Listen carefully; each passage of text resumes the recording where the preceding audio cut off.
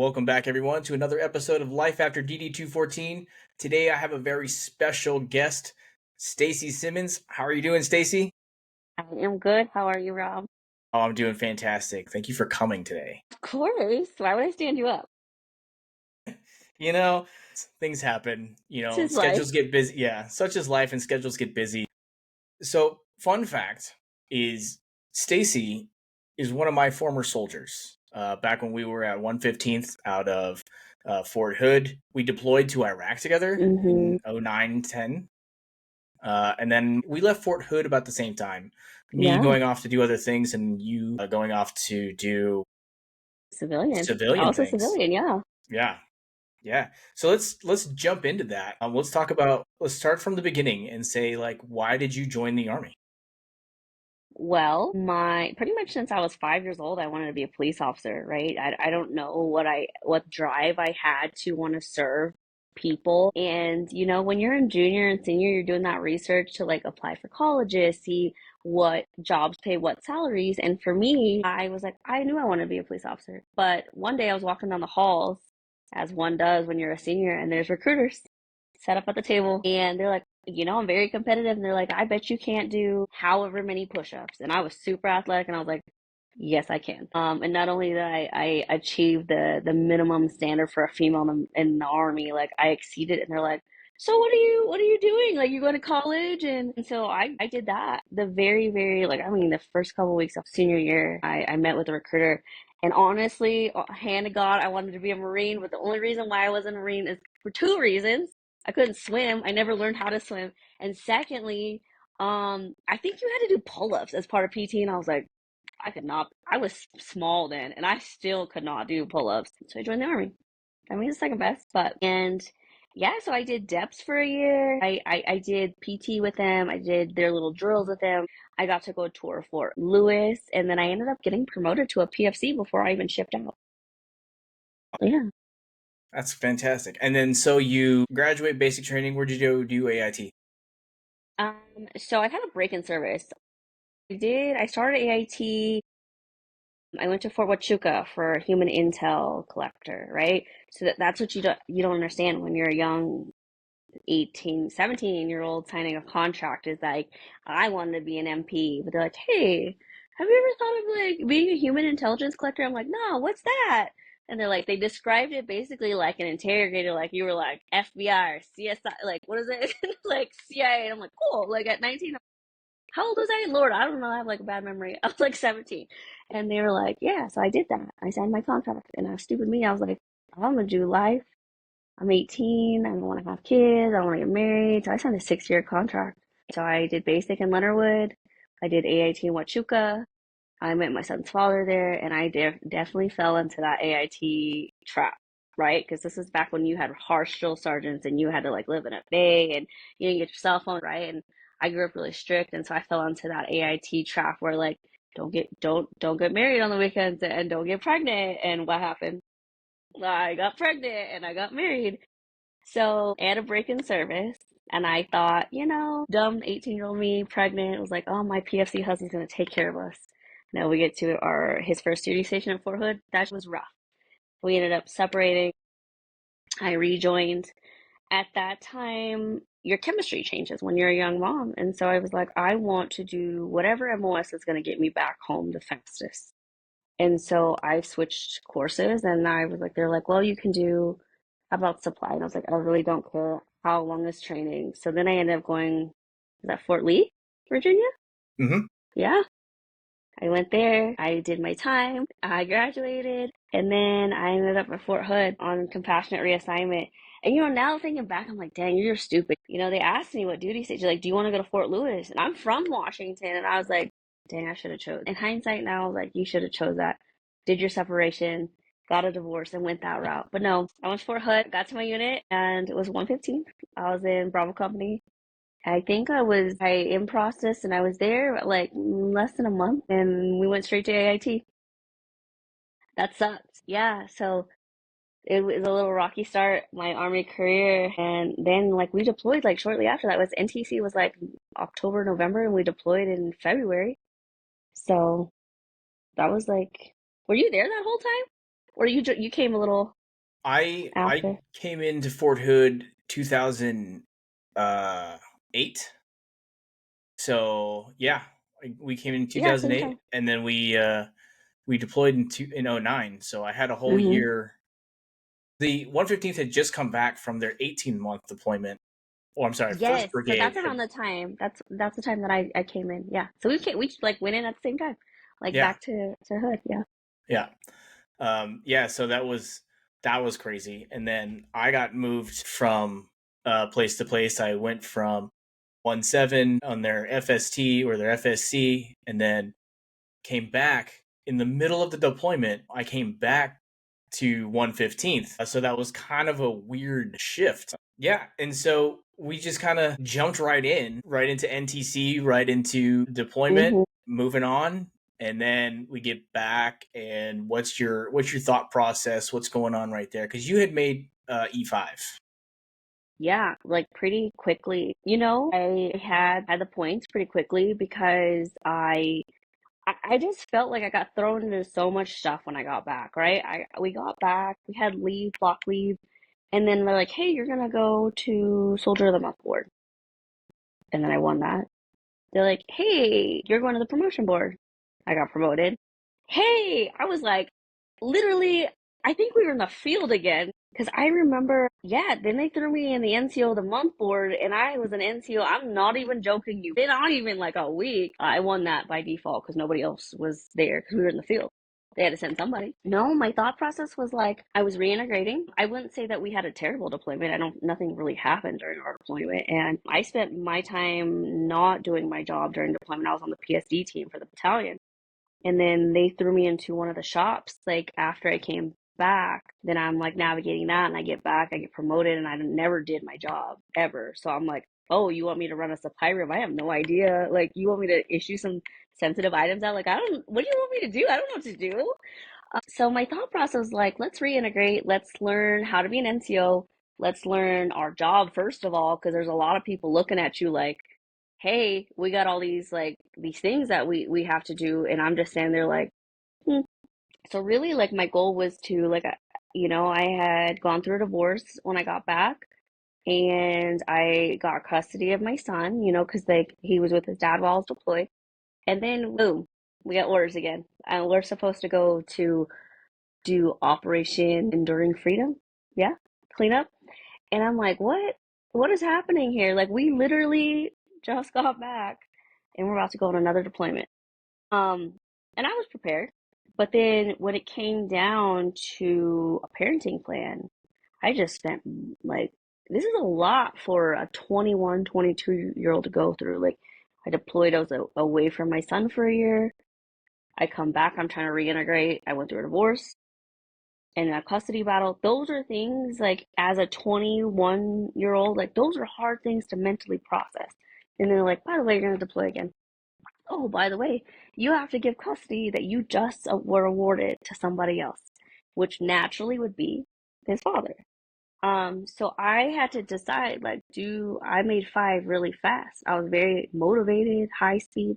Do I continue that route and sacrifice potentially losing full custody of my son, or do I get out and I raise my son full time? And at that time, like the only thing, like, you have kids and you Mm-hmm. know, like how devastating that is. Like when you have to, like, the thought of like having them ripped away from you is like, not even having them full time is like, it's heart wrenching. So I decided I was like I'm gonna get out because I want to be a mom full time. We can't get back those years with our children. So I had to decide to quickly integrate out after I just got back from a deployment and try to navigate the real world. Mm-hmm. So that's just in a nutshell kind of like how my career went. It was like very like chaotic. Yeah, it definitely sounds like it. Yeah. And so you decided to transition out to be a full-time mom. Mhm. Absolutely love that. And then now you're at that point where you have to make that decision, right? Like, okay, Mhm. I'm leaving now. I need to do this thing that brings me money so that I can provide for my family, right? So what did that how did that go? Thinking back on it and just watching like my friends get out now on different reasons. I wish I would have, I guess focused more, paid more attention, utilizes the resources that were available to me because you should be set up for success essentially when you get out, right? I watched my friends like I'm over here grinding in the civilian world working. And I watched my friends who also got out at the same time, going to school full time. Like, so they're getting unemployment, disability, they're getting their GI Bill. And I'm like, why am I grinding so hard? I could have done that. Like, I screwed myself a little bit, right? Because, like, once I started working right away for the children's hospital, like, I can't go back and get unemployment. So, all my friends are like sitting lavishly on their GI Bill and like FAFSA and all this stuff, which I'm not saying like that's something to be proud of, but I'm just saying like they took a little softer transition, and I was like, like this is real life. Right. Yeah. Right. You just try to jump in with both feet, You whereas gotta some people are provide. just kind of moving a little slower. Yeah, that's true. Yeah. Absolutely, trying Yeah. to provide. And so, how did you actually get into the medical field with the children's hospital? So I didn't do anything medical related. I was like on more like the admin side, and I piqued my curiosity. I think as I had stated earlier, like I wanted to be a police officer. I still wanted to ground pound, and but I was like, what can I do that's going to bring me stability, upward mobility, and it is a respectable career. And so I ended up. I remember my sister went to school to be a medical assistant, and I was like, well, that's a good start. And then I was like, well, I want to be a nurse in the ER. So I did the medical assistant thing for quite some time in different specialties, and I excelled in multiple clinics that I was in. Like at one clinic, I worked private practice. I got promoted. Like I started as the lead medical assistant at with only 2 years under my belt, and then I got offered the position to be a practice manager, which is like running the entire clinic. And so I've had success in the medical field. And then COVID hit, and I lost I almost lost I like lost my passion for wanting to be in the medical field because like you went from being viewed as like thank you like healthcare heroes to like oh you don't want to get a vaccine because they're gonna kick you, they're gonna literally, we got like a memorandum saying if you do not get this COVID-19 vaccine we are gonna lay you off. And then because so many healthcare workers weren't going on strike, they were quitting X, Y, and Z. They're like, just kidding. Like, we're going to pull this back because we're losing way too much staff. We are way understaffed. COVID is still very prevalent. And I just kept excelling. I'm in leadership now in healthcare, and I'm going for my bachelor's in health administration. I would love to be an administrator, a director on the executive staff. So that is what I'm working towards. I never stop grinding. That's awesome. And I feel like that grind comes from just knowing that you've got to provide for Mm-hmm. yourself and for your family. You know, being a single mom alone is tough. And then trying to Yes, it do is. it with a full time job, I think that's really incredible. And I also feel like there's part of the army in your heart and your upbringing that's getting you to do that grind every day. Do you feel the same? I do. You know, I thought about some of the like the things that you had sent me earlier to just like think about, right? And I absolutely agree with that. I think if anything that I took away from the military is how we carry ourselves. You know that saying like fake it till you make it, like that's partially true. But I think that because we are brought up in the military through like as a young soldier all the way until you progress in your career, you hold yourself to a certain standard. And I actually heard somebody like a long time ago be like, "Oh, I hate." They don't know that they said they hate. They think it's annoying that you can tell like somebody was in the military, they are in the, or they were because of the way that they carry themselves. It's so arrogant. But realistically, it's like we carry ourselves to standard. We carry ourselves to be professional and to maintain our bearing. Yeah, absolutely. And, to that person, give it a shot. Let's see what Yeah, happens. see how tough it is. People look at you differently when you carry Yeah, yourself like a professional. absolutely. Yeah, and now you're also a full-time student. How did that go? And are Yeah. you using your GI Bill to do this? Yes, I am using my GI Bill. I will say for those who are transitioning, stick it through. Go all the way through, because eventually your GI Bill runs out. So, like, really think about what you want to utilize your GI Bill for because it is designed for you to finish, I believe, your master's degree. So, like, really think about what you want to do before you start going to school. Yeah, I use my GI Bill, and now it's been a little bit tough, like, because when you work full time and you are a parent, going to school is not as easy as like going when you're young and you have no responsibilities. Like when you grind it out to 40 to 60 hours a week and then you have to do schoolwork, like in my mind, even though I'm disciplined, I'm like, wait until the deadline to turn it in. Like, I'm tired. I grind it out at the clinic all day and then I come home to do homework. Like, that's just hard. Yeah. And then you're waking up super early to do it all over again because not Hmm. only that, but you're also a power lifter, Yes. and hashtag fitness influencer, Trying to get paid for it. right? And so like that in itself is a completely separate grind, right? Right. Because if you're trying to bring in multiple revenue streams, which is completely awesome for anybody out there, Hmm. if you're trying to bring in multiple revenue streams, and you gotta work at all of it, right? And then trying to do all of it at the same time is just you got to stay organized. And I think that the fact that you were in supply, shockingly enough, is probably one of the things that keeps you organized. Hmm. Yeah, and just what you learn in the military, and like you had mentioned earlier, I never even mentioned my childhood. I grew up very strict, very structured, and so that's what keeps me put together. Like I've gone through therapy at the VA, and they're like, I do not know how you do what you do, and I was like, you just like prioritize in your brain like what you need to do. Yeah, so I do wake up super early. I wake up at 3:45 every day at the gym by 4:30. Work out for 90 minutes. Get ready for work. Go to work. Come home.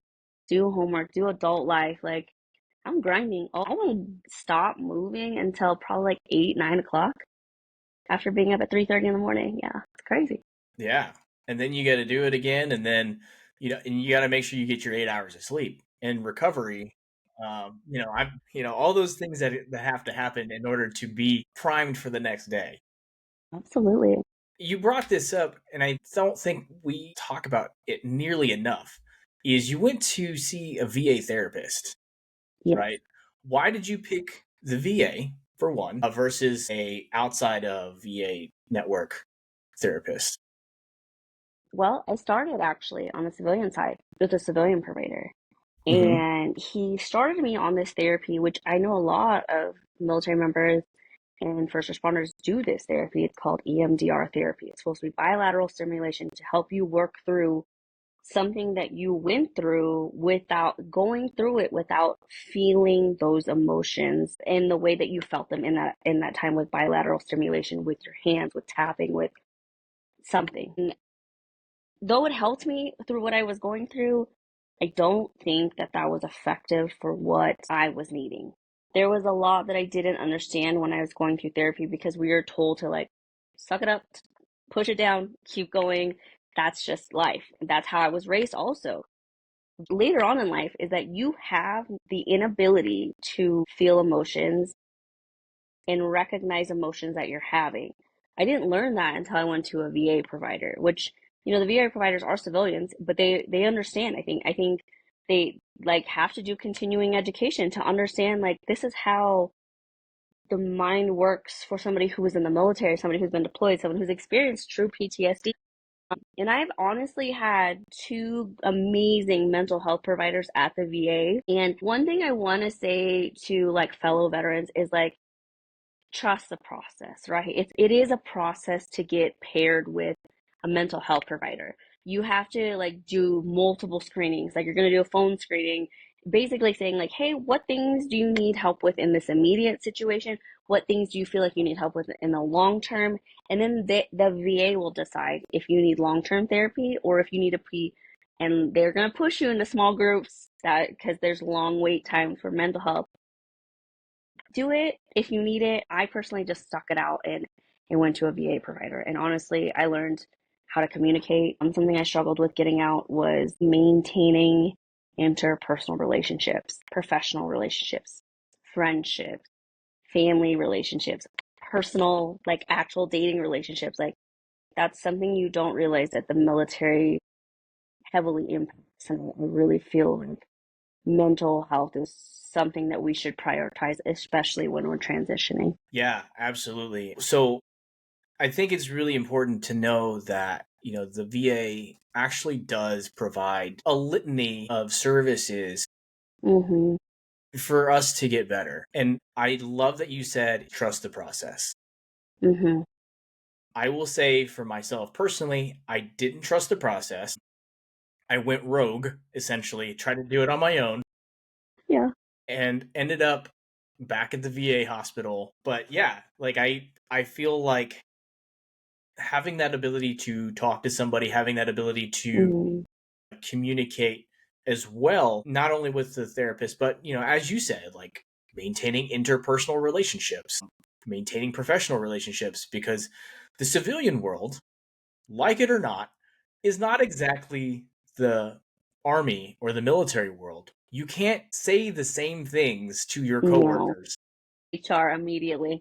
Exactly. So I think that it's a great idea that you found a way to communicate effectively and navigating away from, the HR area of Mm-hmm. that life. Getting fired. Yeah, exactly. Like those are lessons that are learned, but we don't need to always learn those lessons.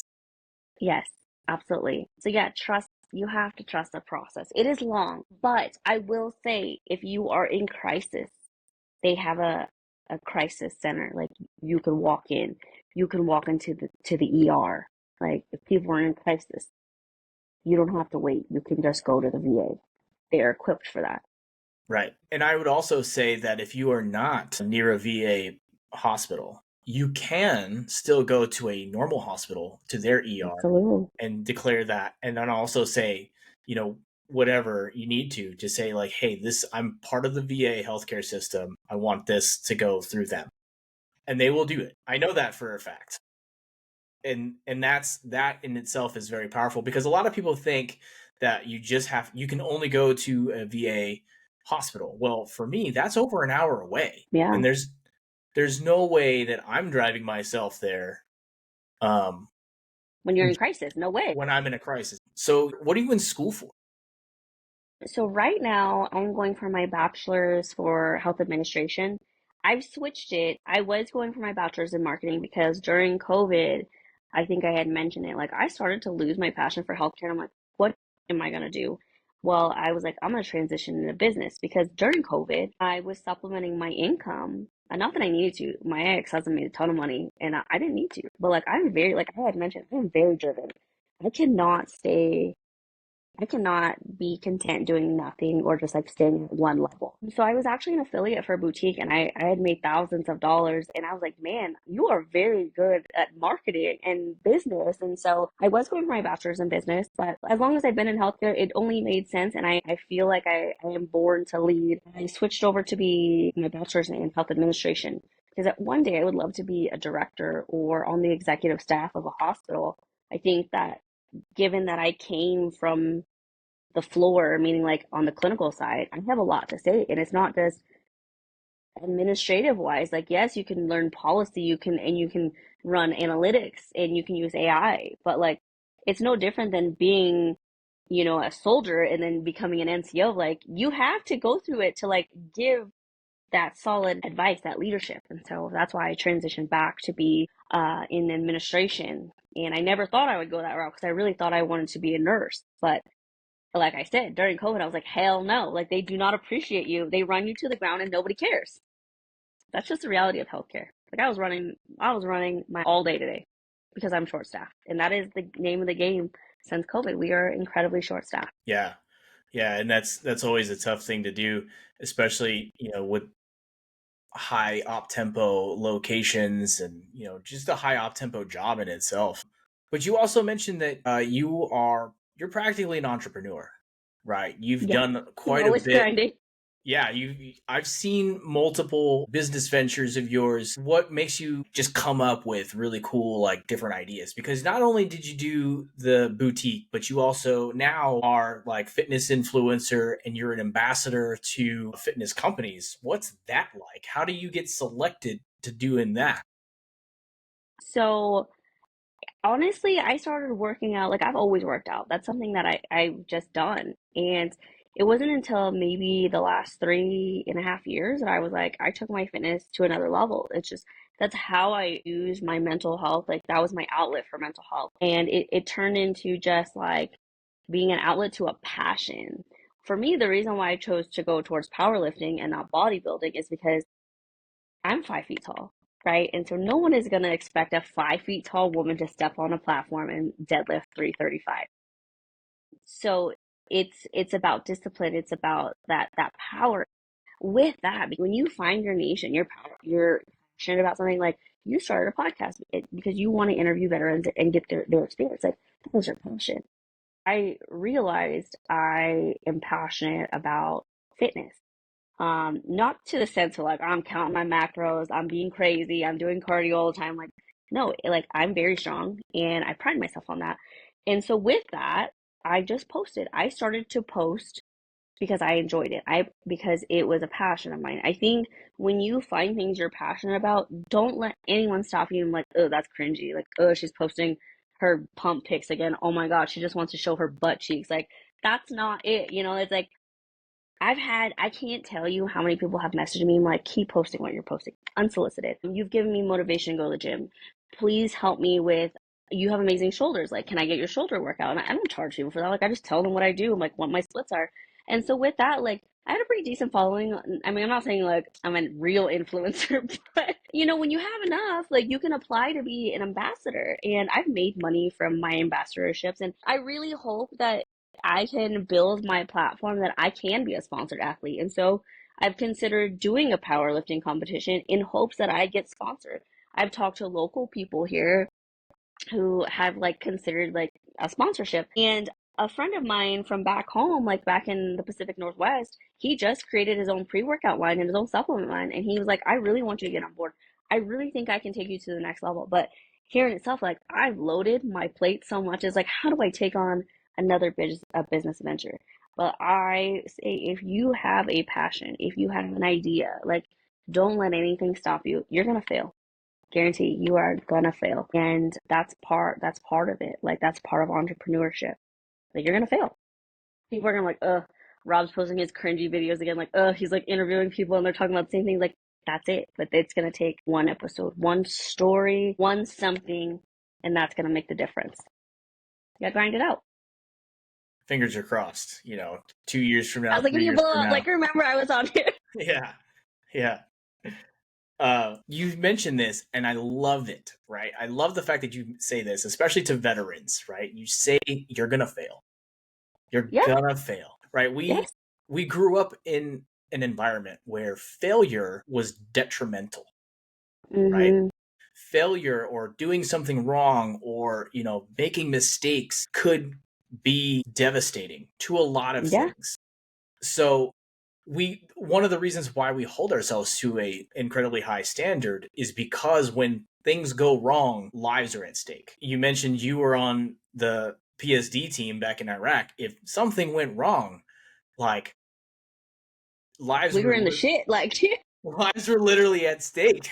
So yeah. so I think that one of the things that we as veterans need to understand is while we're going through our military transition, like failure now is okay, right? Because Absolutely. people aren't really, their lives aren't absolutely on the line unless you're in the super high stakes profession. Like if you're a doctor, if you're a nurse, first responders, like, yes, level of expertise and professionalism and attention to detail still needs to be that high. But if you're like, if you're like myself, who is a software developer, I I don't need to worry so much about like, did I put the semicolon in the right place? Did I even put it there? Like, if something is gonna break, I can fix it. Versus if something's gonna break, the entire world shuts down. That's Absolutely. that's a completely different thing. And I like to say this, and I think I said this a couple of times already today, that especially now we have learning moments, right? They're not necessarily failures, they're learning moments. Which kind of brings me to this next point. You mentioned that you are, a clinical supervisor. Let's jump back to medical assistant time. How did you get that job? Like, did you apply, build resumes, interview? Like, what was that? Because that in itself can be a grind as well. Absolutely. Well, it doesn't require, you can get a degree. Absolutely. You can get your associates in medical assisting. However, I saw that, when I got out of it, I kind of was lost. I'm not gonna lie. I didn't really know what I wanted to do career-wise, right? When I got out, I was 21. I was a single mom. I was just like, what am I gonna do? to take care of this child. Here's the thing, I didn't file for disability until like 10 years after I had already been out because here I felt like I didn't deserve it. So I was grinding this whole time. And so I saw my sister, she went to school. She was going to like University of Alaska, and she had a different career path, and she was like, you know what, I'm going to go to medical assisting school. I did it as well. That was a huge transition from wanting to be a police officer and being in the military to now wanting to be in the medical field. But I was like, you know what? I feel like it's a very reputable career. It's always going to have job security, and I'm going to work my way up to be an ER nurse, right? I still love the thrills. And so I went to school. I used my GI Bill. It's technically like one of those trade colleges, vocational colleges. You can use your GI Bill for it. So I was getting, my school money, my FAFSA, my BH. And I went to school for 10 months. And part of your schooling is you have to do an externship in a clinic. And the idea of that is that you should be able to place a job because you're doing the externship, but essentially they should be like looking at you as a candidate. And I think this is where my military background served me well because of how I carried myself, my level of confidence, and just my attention to detail.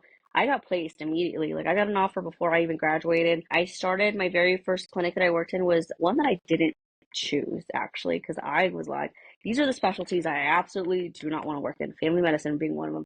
That is a grind. You're going to get burnt out real fast as a new medical assistant, but you got to utilize all your skills.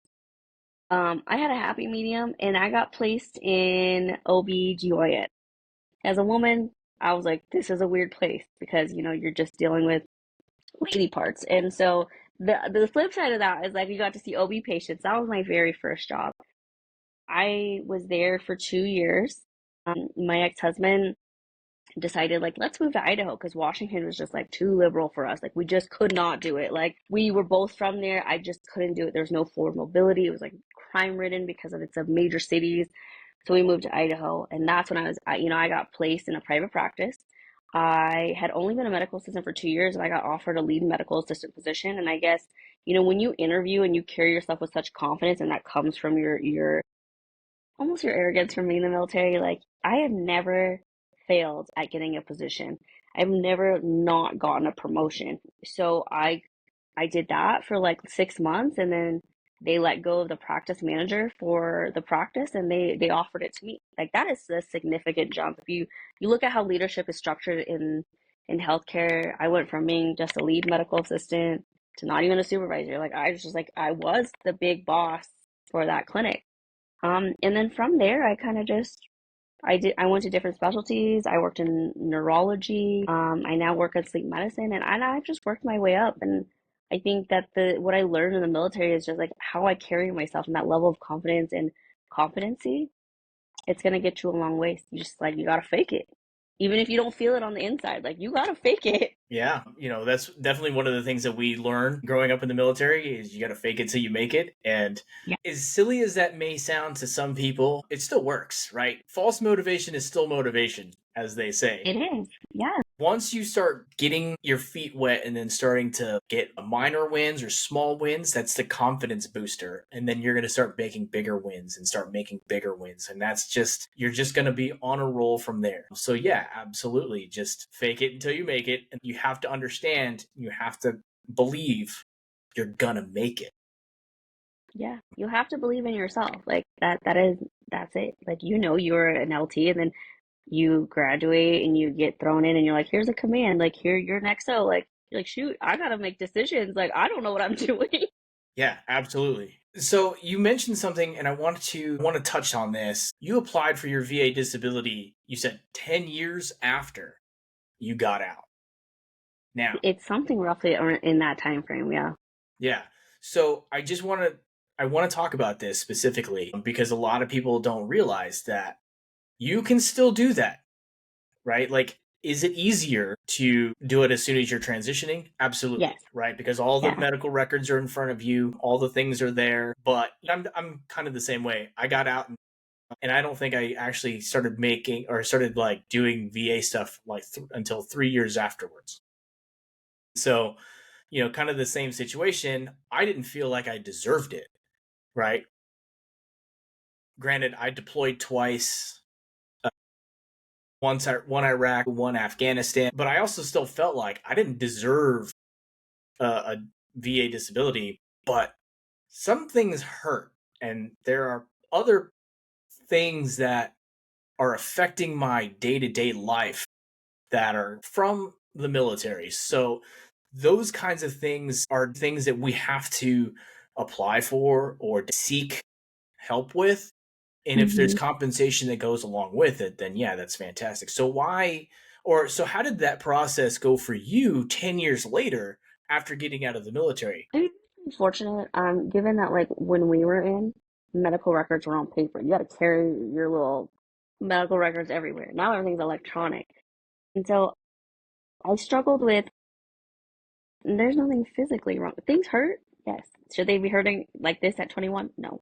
I struggled with not thinking that I deserved it, and that there were veterans from generations before us that like they really went through it and they didn't get any compensation. So why do I deserve it? And it really just took some other friends that had served, I've served with, or like their husband served, and they're like, why are you not, you served, like you went to Iraq, like why are you not filing for this? And I was like, I don't know. But I didn't realize how bad my mental health was until it was very apparent, like it was affecting who I was, what I was doing, my lack of motivation. And so I did. And I didn't have a lot of that documented because when I was in the military, like I was just grinding, and I didn't ever think to tell my doctor, like, hey, I think I'm anxious. I didn't know that what I was feeling was anxiety. Like, hey, I think I'm depressed. Um, and I actually got like diagnosed with all of this outside of the military because because of like everything in my records that correlated with my civilian records, like they're like, no. It was pretty seamless for me. I just went on to the va.gov. You can easily apply online.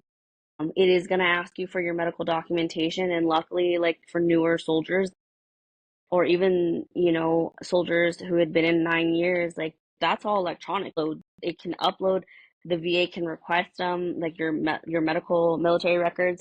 And then I had already sought out like mental health through like a civilian provider. So I'd heard lots of horror stories, like it's going to take forever.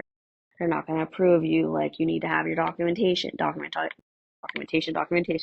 all I did was like I uploaded my medical records. I applied online. Luckily, there wasn't a huge backlog, and I got that call. And when you get that call saying, "Hey, we want to send you for your third party eval," that time I didn't know like that meant like they think your case is legitimate. We're gonna move forward with that. And so yeah, almost 10 years later, I applied, and I got an instant 50% rating, which is good enough to get you benefits. I didn't really do anything with it. Like, right, I didn't really apply for, I didn't go see a primary care. Like, I didn't really do anything other than I was getting, like, at that point, I was getting disability. Then I started to utilize, like you had said, there's so many resources. And even if the VA doesn't have it and they're too backed up, that's another fear that veterans have. Oh God, I'm never going to get seen at the VA. The wait times are so long. They have this thing called community care, and they will connect you into the community if the wait is too long with a provider, especially for specialties. Like the VA's paid for my massage therapy because I have terrible shoulders and my back is shot. I've done, therapy and PT. And so once that ball got rolling, I was like, well, things that you don't think are correlated, like for example, I was like having severe migraines. Well, I clench my jaw all the time because I'm anxious, or I'm so high functioning like anxiety that I don't realize my body's doing all these things. That's an additional supplement to your disability. You know what I mean? Like you need to really think about it. And if you don't know how to do it, there are resources at the VA that you can go in and literally talk to somebody and get a case manager to help you. But the first thing is applying and getting that disability rating, and then going and getting your ID card and getting set up with a primary care provider. Like trust the process. It's a long process, but luckily everything's electronic now, and those decisions come quickly. Yeah, I think you hit it, right? People are afraid. People are, Hmm. I don't, maybe afraid is not the right word. Maybe misinformed is probably the better Yeah, word. absolutely. Lack of education on it. Right. Lack of education, lack of seeing what it does, and hearing really only just the horror stories, right? Like, we say this about the media all the time. Don't look at just the headline. You got to dig in deep. Hmm. Same thing with the VA, right? Like, just because there's a headline that says all these bad things, like, maybe it's that one. Maybe it's not the one that you're at, Right. you know? And if it is that one and that is yours, go to a different one.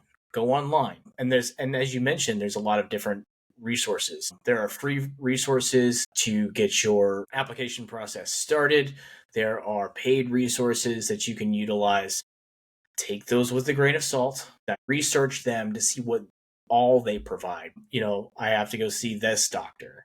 There's a lot Right. of different things that the VA provides. And so with that, talk about your your transition as a whole to where you are right now. Give me one piece of advice that you learned during your transition. Well, one, I would say take those classes seriously. That's where I'm going to start.